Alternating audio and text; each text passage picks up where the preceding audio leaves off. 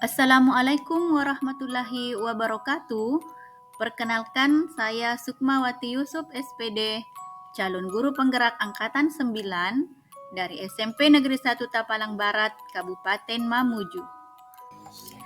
Bersama fasilitator saya, Ibu Nahdawati SSI MPD, dengan pengajar praktik Ibu Nur Hasanah SPD MSI.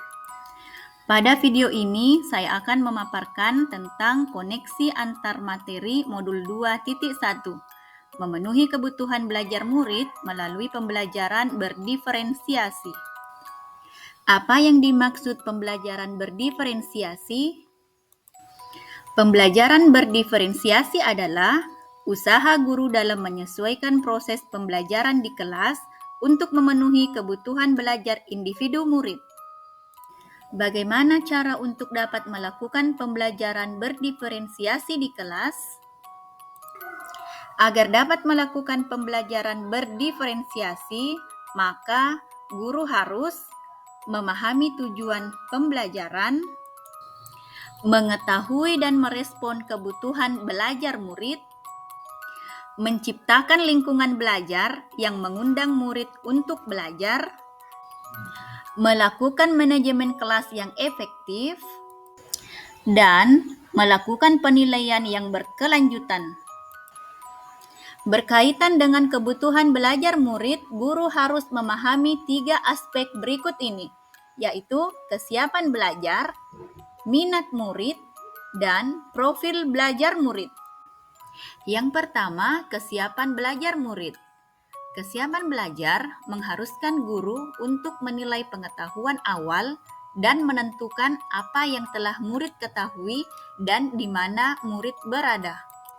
Yang kedua, minat murid. Minat setiap murid pasti berbeda-beda.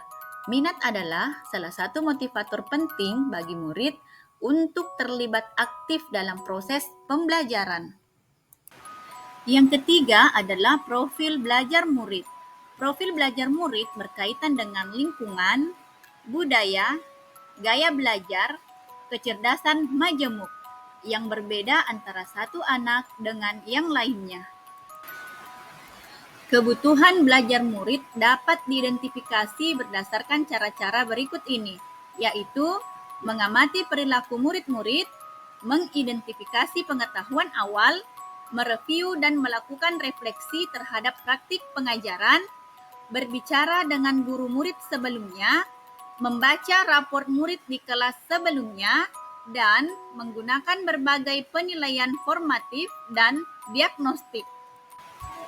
Strategi untuk pembelajaran berdiferensiasi dilakukan melalui 3 cara, yaitu diferensiasi konten, proses, dan produk.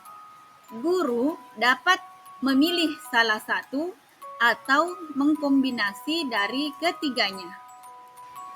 Diferensiasi konten berkaitan dengan apa yang kita ajarkan, seperti materi, konsep, atau keterampilan yang perlu dipelajari berdasarkan kurikulum.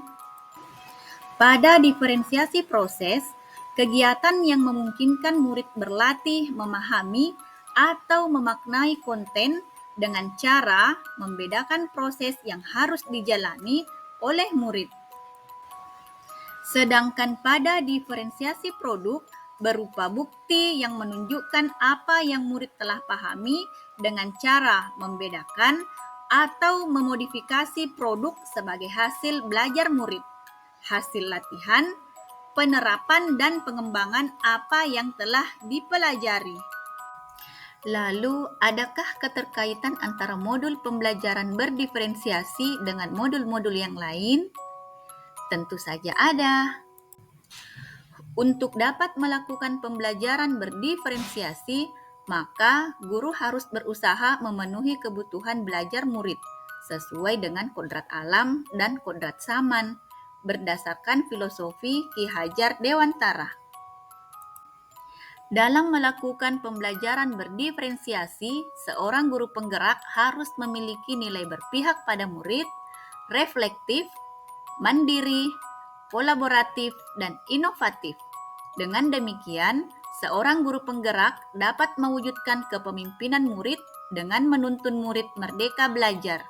Hal ini sesuai dengan nilai dan peran guru penggerak. Selanjutnya, pembelajaran berdiferensiasi pun dapat menjadi salah satu strategi untuk mewujudkan visi guru penggerak yang berpihak pada murid. Dan dalam pelaksanaan pembelajaran berdiferensiasi antara guru dan murid harus ada kesepakatan kelas terlebih dahulu agar proses pembelajaran dapat berjalan dengan baik sesuai dengan nilai-nilai budaya positif. Demikian pemaparan koneksi antar materi modul 2.1. Semoga menginspirasi. Salam guru penggerak, tergerak, bergerak, dan menggerakkan. Sekian dan terima kasih. Wassalamualaikum warahmatullahi wabarakatuh.